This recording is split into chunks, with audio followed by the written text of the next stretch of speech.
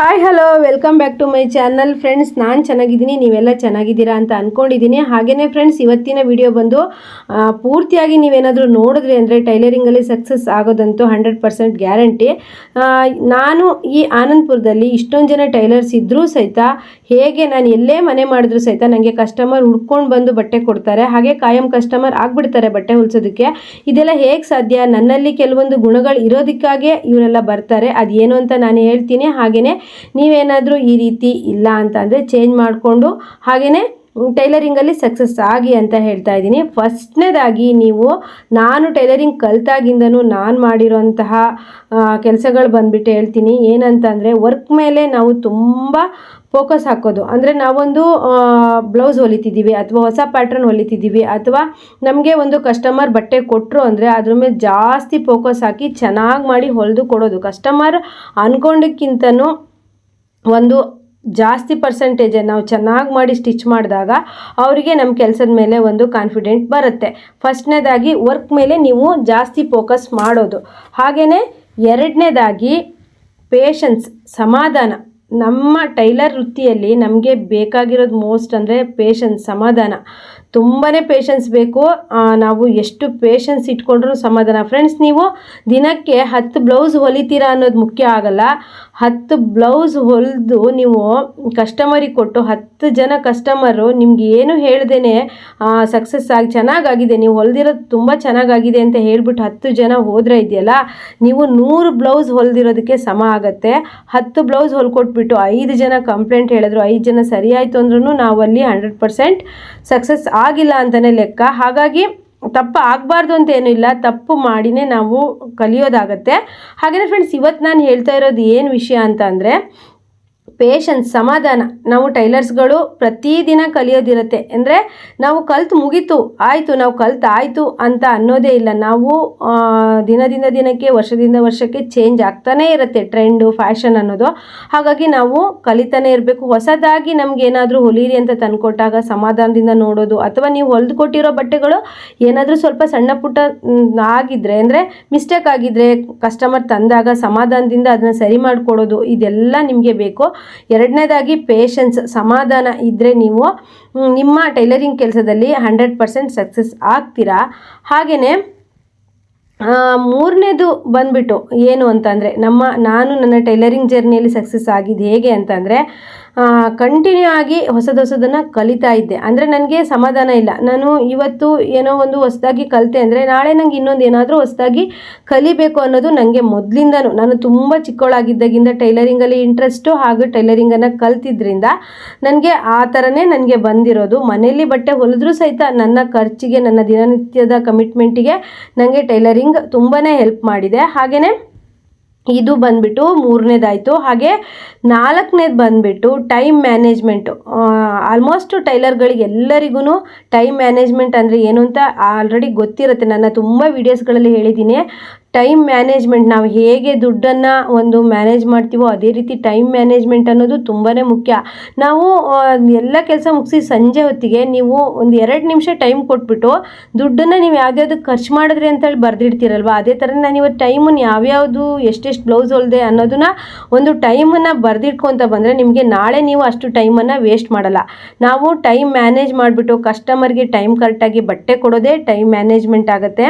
ಹಾಗೆಯೇ ನಾವು ಇವತ್ತಿನ ಕೆಲಸದಲ್ಲಿ ಟೈಮಲ್ಲಿ ನಾವು ಎಷ್ಟು ಬಟ್ಟೆನ ಹೊಲಿದ್ವಿ, ನಾವು ಎಷ್ಟು ಚೆನ್ನಾಗಿ ಕೆಲಸ ಮಾಡಿದ್ವಿ, ಟೈಮನ್ನು ಉಪಯೋಗಿಸ್ಕೊಂಡ್ವಿ ಅಂತ.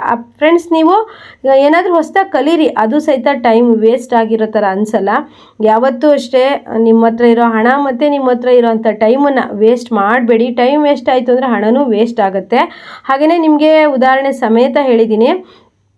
ದಯವಿಟ್ಟು ಸಮಯ ಅನ್ನೋದು ಒಂದ್ಸಲಿ ಹೋದರೆ ಮತ್ತೆ ಯಾವತ್ತೂ ಬರಲ್ಲ. ನೀವು ಕೂತ್ಕೊಂಡು ಬೇರೆಯವ್ರ ಬಗ್ಗೆ ಯೋಚನೆ ಮಾಡೋ ಅಥವಾ ಏನೋ ಬೇಡದೇ ಇರೋದು ಮಾಡಿ ಹೋದಂಥ ಸಮಯ ಮತ್ತೆ ನಿಮಗೆ ಬೇಕು ಅಂದಾಗಲೂ ಸಿಗೋದಿಲ್ಲ. ಕೆಲವೊಂದು ಸರಿ ನಮಗೆ ದುಡ್ಡು ಹೇಗೆ ನಮಗೆ ಒಂದು 10 ರೂಪಾಯಿ ಅವಶ್ಯಕತೆ ಬರುತ್ತೋ ಅದೇ ರೀತಿ ನಮಗೊಂದು 10 ನಿಮಿಷ ಟೈಮ್ ಇದ್ದಿದ್ರೆ ನಾನು ಏನೋ ಒಂದು ಕೆಲಸ ಮಾಡಿಬಿಡ್ತಿದ್ನಲ್ಲ ಅಂತ ಒಂದು ಟೈಮಲ್ಲಿ ನಮಗೆ ಟೈಮ್ ಬಗ್ಗೆ ಅರಿವಾಗುತ್ತೆ.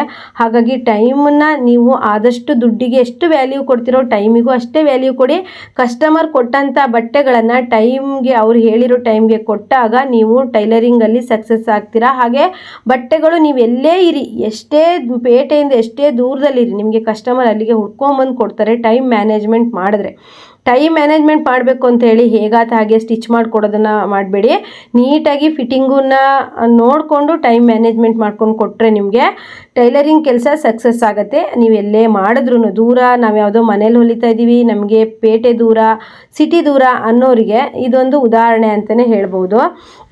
ಹಾಗೆಯೇ ಫ್ರೆಂಡ್ಸ್, ಇನ್ನೂ ಒಂದು ಒಳ್ಳೆಯ ಸಲಹೆ ಅಂದರೆ, ಸ್ವಲ್ಪ ನಾವು ಟೈಲರಿಂಗ್ ಕಲ್ತ್ಬಿಟ್ವಿ, ನಮಗೆ ನ್ಯೂ ಫ್ಯಾಷನ್ ಹೊಲಿಯೋದಕ್ಕೆ ಬರುತ್ತೆ, ನಾವೆಲ್ಲದು type blouse, churidar, fashion dress ಹೊಲಿತೀವಿ ಅಂದಾಗ ಕಸ್ಟಮರ್ಗೆ ಅಂದರೆ ಸ್ವಲ್ಪ ಗತ್ತು ಬಂದುಬಿಡೋದು, ಕೆಲವು ಟೈಲರ್ಗಳಿಗೆ ಗತ್ತು ಬಂದುಬಿಡತ್ತೆ.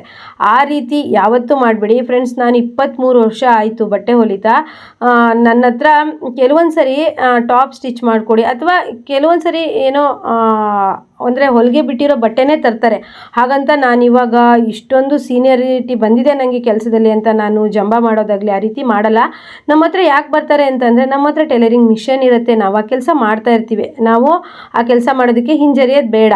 ಹಾಗಾಗಿ ನಮಗೆ ಗತ್ತು ಮತ್ತು ನಮಗೆ ಜಂಬ ಬಂದರೆ ನಮ್ಮ ಕೆಲಸದಲ್ಲಿ ನಾವು ಯಾವತ್ತೂ ಸಹಿತ 100% ಆಗೋದಕ್ಕೆ ಚಾನ್ಸೇ ಇಲ್ಲ. ನಾನು ಹೇಳೋದು 100ಗೆ 100% ಆಗಿ ನೀವು ಮನೇಲಿ ಮಾಡಿ, ಶಾಪಲ್ಲಿ ಮಾಡಿ. 100ಗೆ 100% ಆಗಿ ನಾವು ಮನೇಲಿ ಮಾಡ್ತಿದ್ದೀವಿ ಅಂತ ಹೇಳಿ ನಿಮಗೆ ಸೋಮಾರಿತನ ಬೇಜಾರು ಬೇಡ, ಹಾಗೆ ಆಲಸ್ಯ ಬೇಡ. ಮನೇಲಿ ನಾವು ಮಾಡ್ತಿದ್ದೀವಿ ಅಂದಮೇಲೆ ಪ್ರೊಫೆಷನಲ್ ಆಗಿ ನಾವು ಕೆಲಸನ ಮಾಡ್ಬೋದು, ಅದು ನಮ್ಮ ಕೈಯಲ್ಲಿ ಇರುತ್ತೆ ಆಯಿತಾ. ಸ್ವಲ್ಪ ಚೆನ್ನಾಗಿ ಕಲ್ತ್ವಿ ಅಂತ ಅಂದರೆ ಜಂಬ ಮಾಡ್ಕೊಳ್ಳೋದನ್ನು ದಯವಿಟ್ಟು ಬಿಡಿ. ಯಾಕಂದರೆ ಜಂಬ ಅನ್ನೋದು ಒಂದು ಟೈಮ್ ತನಕ ಅಷ್ಟೇ.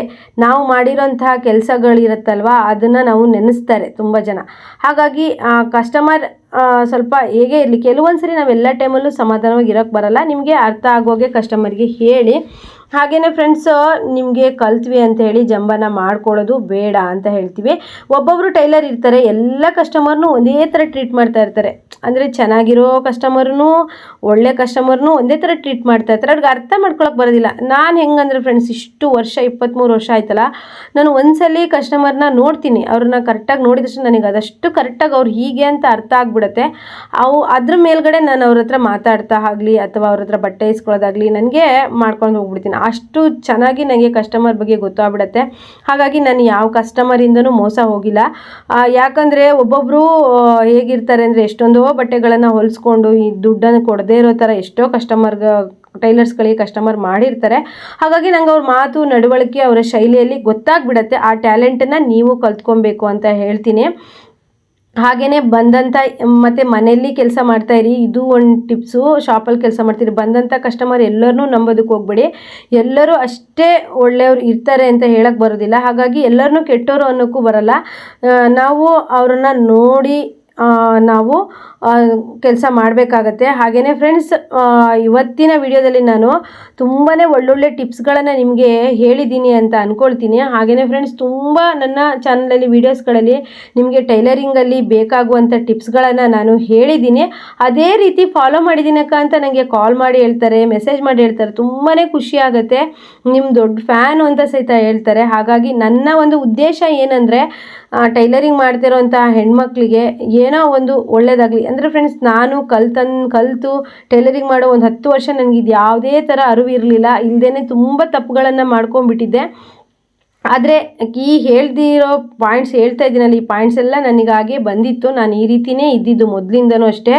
ನನಗೆ ಎಷ್ಟು ಈ ಟಿಪ್ಸ್ಗಳನ್ನು ಫಾಲೋ ಮಾಡಿದ್ದೀನಿ, ನನ್ನ ಜೀವನದಲ್ಲಿ ಅಳವಡಿಸ್ಕೊಂಡಿದ್ದೀನಿ ಅಂದರೆ, ನನಗೆ ಟೈಲರಿಂಗ್ ಕೆಲಸ ಅಂದರೆ ಗ್ರೇಟ್. ನಾನು ಟೈಲರಿಂಗ್ ಕೆಲಸ ಮಾಡ್ತೀನಿ ಅಂತ ಹೇಳ್ಬಿಟ್ಟು ನಾನು ಧೈರ್ಯದಿಂದ ಹೇಳ್ಕೊಳ್ತೀನಿ. ಯಾಕಂದರೆ ಆ ಕೆಲಸ ನನಗೆ ಕೈ ಹಿಡಿದಿದೆ, ನನ್ನ ಮಕ್ಕಳಿಗೆ ವಿದ್ಯಾಭ್ಯಾಸ ಕೊಡಿಸೋದಕ್ಕೆ ಸಹಾಯ ಮಾಡಿದೆ, ಹಾಗೆ ನನ್ನ ಮನೆ ನಡೆಸೋದಕ್ಕೂ ನನಗೆ ಹೆಲ್ಪ್ ಮಾಡಿದೆ. ಹಾಗಾಗಿ ನನಗೆ ಕೊನೆವರೆಗೂ ಇರೋವಂಥ ಆಸೆ ಏನು ಅಂದರೆ, ನನಗೆ ಆಗೋವರೆಗೂ ಟೈಲರಿಂಗ್ ಮಾಡಬೇಕು ಅಂತ ಹೇಳ್ಬಿಟ್ಟು.